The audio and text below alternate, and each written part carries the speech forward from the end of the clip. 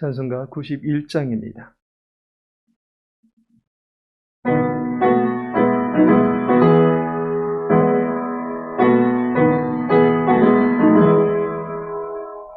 슬픈 마음 있는 사람 예수 이름 믿으면 영원토록 변함없는 기쁜 마음 얻으리. 예수의 이름은 세상의 소망이요 예수의 이름은 전국의 기쁨이세. 거룩하신 주의 이름 너의 방패 삼으라. 환난 시험 당할 때에 주께 기도드려라. 예수의 이름은 세상의 소망이요 예수의 이름은 전국의 기쁨이세. 존귀하신 주의 이름 우리 기쁜데도 주의 품에 안길 때에 기뻐 찬송 부르리. 예수의 이름은 세상의 소망이요 예수의 이름은 전국의 기쁨이세. 우리가 길 나가는 보좌 앞에 나아가 왕의 왕께 경배하며 멸류관을 드리리. 예수의 이름은 세상의 소망이요 예수의 이름은 전국의 기쁨이세. 열왕기상 21장입니다.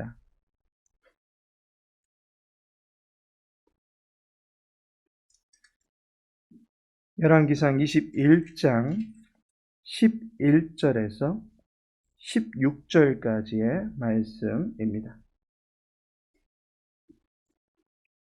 11절에서 16절까지 함께 읽겠습니다.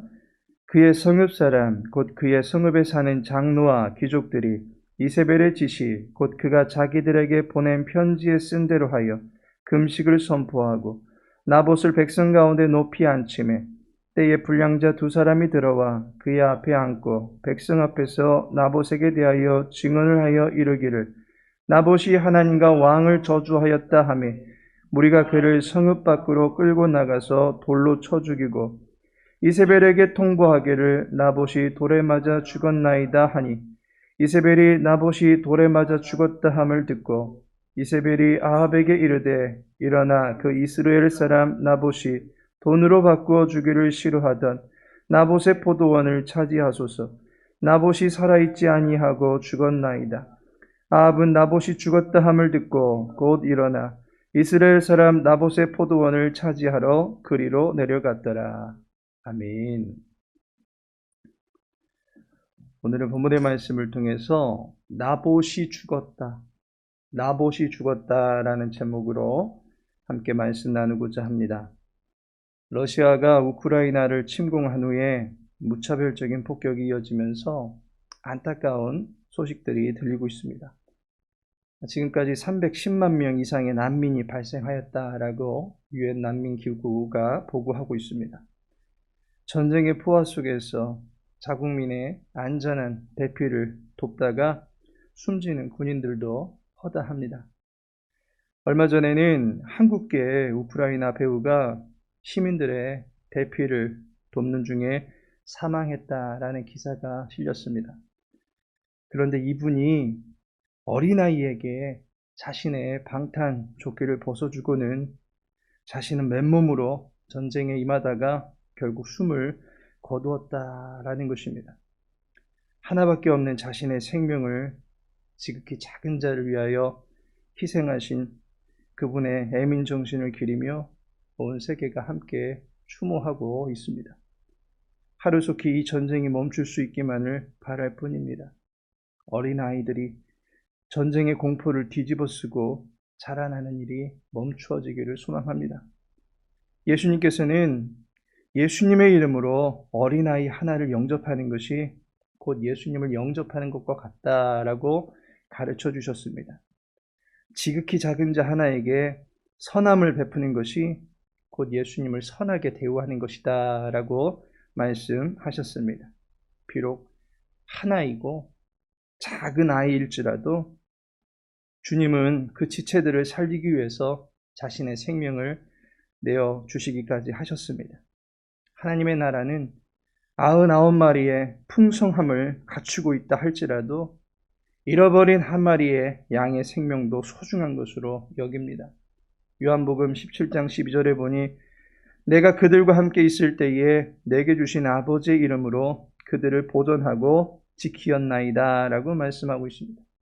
자기의 백성을 사랑하신 예수님께서 백성을 지키시기 위해서 얼마나 마음을 기울이고 계시는지를 엿볼 수 있는 말씀입니다. 그런데 오늘 본문을 보시면 분노와 살기를 드러낸 아합과 이세벨은 작은 자 한 사람은 눈 하나 깜짝하지 아니하고 제거해버리는 것을 보게 됩니다. 그런데 열왕기 기자는 나봇의 죽음을 결코 가볍게 여기지 않고 있습니다. 나봇의 죽음과 관계된 이야기가 13절에서부터 16절까지 계속해서 이어지고 있는 것을 보게 됩니다. 13절에 그를 성읍 밖으로 끌고 나가서 돌로 쳐 죽이고 14절에 나봇이 돌에 맞아 죽었나이다. 15절에 이세벨이 나봇이 돌에 맞아 죽었다 함을 듣고 마지막에 보니 나봇이 살아있지 아니하고 죽었나이다. 16절에 아합은 나봇이 죽었다 함을 듣고 라고 말씀하고 있습니다. 나봇의 죽음이 죄인들의 입을 통해서 계속해서 이실직고 되고 있고 또한 그 죽음을 듣고도 안타까워하는 것 없이 묵인함으로써 동조하고 있는 아합의 모습이 분명히 드러나고 있는 것을 보게 됩니다. 열왕기 기자가 계속해서 말하고 있는 나봇의 죽음 소식을 접하면서 이스라엘이 지금 어디까지 왔는가 이스라엘의 실상을 발견해 보게 됩니다. 나봇의 죽음을 통해 본 이스라엘의 실상은 어떠합니까? 첫 번째로는 언약의 싹이 뽑혀버렸다라고 하는 것입니다. 나봇의 죽음이 아합 왕조에게 내비치는 의미가 큽니다. 아합 왕조는 언약의 싹을 아무렇지 않게 짓밟고 있는 무자비한 왕조입니다. 언약에 대해서 무지한 왕조다라고 하는 것을 보여주는 것입니다.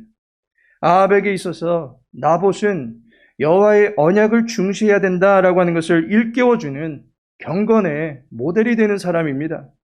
왕이 백성들에게 있어서 본이 되어야 하는 상황에서 백성이 왕의 본이 되고 있는 거룩한 권위에 역전이 일어난 상황입니다. 그래도 이 땅에 여호와의 언약을 지키며 사는 사람들이 있다라고 하는 것은 그 사회적으로 볼 때는 희망인 것입니다.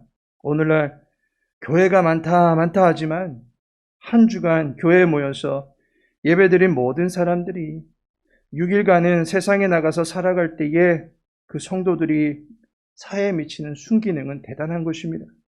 가정이 교회가 되고 직장이 교회가 되고 사업장이 교회가 된다면 가장 좋겠지만 한 사람이 나가 살고 있는 영역의 일부라도 성도를 통해서 교회가 될 수 있게 된다면 그 성도의 삶은 참으로 소중한 것입니다. 당시에도 나봇과 같이 여호와의 언약을 붙들고 사는 사람들이 있었습니다. 왕의 청 앞에서도 그보다 더한 권세를 갖고 계신 여호와를 인정하면서 주눅들지 아니하고 말씀에 명한 바대로 당당하게 외칠 수 있는 증인들이 그 땅에 있었던 것입니다. 바알에게 무릎 꿇지 아니한 7,000명이 한 군데에 옹기종기 모여 있는 것이 아니라 이스라엘 전역에서 언약의 말씀에 의지하여 살아가게 하신 것입니다. 나봇과 같은 사람을 소중히 여긴과 동시에 나봇과 같은 삶이 아합에게도 요구되고 있고 오늘날을 살아가는 성도들에게도 요구되고 있는 모습입니다. 그런데 이 나봇을 아합 왕조가 짓밟아 버렸습니다. 나봇의 이름은 여러 가지 의미를 담고 있기도 하겠지만 가장 유력한 의미는 새싹이라고 하는 의미를 지니고 있습니다. 나봇은 어두운 시대 속에서도 여호와의 은혜의 빛을 양분으로 삼고 자라가고 있는 새싹과 같은 사람이었습니다. 그런데 그의 생명의 기운이 꺾여버렸습니다. 삶의 수완이 다해서 죽은 것이 아닙니다. 사고를 당해서 죽은 것도 아닙니다. 여호와의 언약을 지키던 그를 거짓된 증인들을 이용하여 언약에 의해서 죽임당하도록 조장한 것입니다. 이세벨은 그의 권위를 악한 일을 도모하는 일에만 사용하고 있습니다. 오늘날의 푸틴과 같이 악인이 권세를 차지한 자리에 있을 경우에 그로 인해서 뿜어져 나오는 악의 기운이 정치를 비롯해서 종교까지도 악하게 이용하고 있는 것입니다. 나봇, 언약의 뿌리를 두고 자라나던 새싹을 아합 왕조가 짓밟아 버린 것입니다. 아합과 이세벨은 선지자들뿐만 아니라 민간인들까지도 무참히 처단하는 악한 왕조가 되어 있다라고 하는 것을 보여주는 것입니다. 두 번째로는 십계명의 돌판이 부서졌다라고 하는 것을 보여줍니다. 14절을 보면 이세벨에게 통보하기를 나봇이 돌에 맞아 죽었나이다 하니 라고 말씀하고 있습니다. 나봇을 죽이는 이 일은 아합의 이름으로 선포된 명령이었습니다. 8절을 보시면 아합의 이름으로 편지들을 쓰고 그 인을 치고 봉하여 그의 성읍에서 나봇과 함께 사는 장로와 귀족들에게 보내니 라고 말씀합니다. 왕의 이름으로 편지가 전달되었습니다. 그리고 그 편지의 내용대로 사람들은 임무를 수행하게 됩니다. 그리하면 임무 완수 여부를 보고할 때는 아합에게 해야 할 것입니다. 그런데 이세벨에게 통보하고 있습니다. 이것은 실질적으로 이 국가를 다스리고 있는 사람이 누구냐라고 할 때에 이세벨이 이 땅을 다스리고 있다라고 볼 수 있는 것입니다. 이세벨은 시돈왕 엣바알의 딸입니다. 바알과 아세라를 섬기는 이방 여인입니다. 여호와를 섬기는 선지자들을 죽이고 엘리야를 협박하고 여호와의 법을 이용해서 사람을 죽이면서 오로지 자기의 욕심을 채우는 이방 여인입니다. 여호와가 높임받지 못하는 나라 분위기가 되게 만들었습니다. 우상을 숭배하고 거짓으로 사람을 음해합니다. 이세벨은 살인을 조장하고 아합은 살인을 방관합니다. 그리고 선량한 시민의 포도원을 탐내고 그것을 도적질합니다. 강탈합니다. 우상 숭배하고 여호와 이름을 만홀히 사용하고 거짓 증거하고 탐내고 도적질하고 살인합니다. 가만히 보니 십계명이 완전히 부서지고 있습니다. 하나님을 사랑함과 이웃을 사랑하라고 하는 율법의 모든 계명들이 산산조각 나고 있습니다. 이 땅의 절대 기준이 사라지고 있는 것입니다. 하나님께서 이스라엘을 자기의 백성으로 삼으시고 그들이 하나님 나라의 백성으로 살아갈 수 있게 하는 기준을 십계명을 통해서 제시해 주신 것입니다. 그런데 왕이 또한 그의 아내가 이 모든 기준들을 산산조각 내므로써 이스라엘은 더 이상 하나님의 백성으로서의 삶을 살아가기를 포기해버리는 지경에까지 이르게 되는 것입니다. 이와 같이 나봇 한 사람의 죽음이 이 사회에 던져주는 의미가 매우 크다라고 하는 것을 알게 됩니다. 언약의 사람들이 무가치하게 여겨지고 율법의 정신이 깨져버리는 이와 같은 세상을 우리는 현실판 지옥이다라고 말할 수 있을 것입니다. 하나님께서 사랑하시는 성도 여러분, 이사야 53장 2절에 보니 그는 주 앞에서 자라나기를 연한 순 같고 라고 말씀하고 있고, 이사야 11장 1절에서는 이새의 줄기에서 한 싹이 나며 라고 말씀하고 있습니다.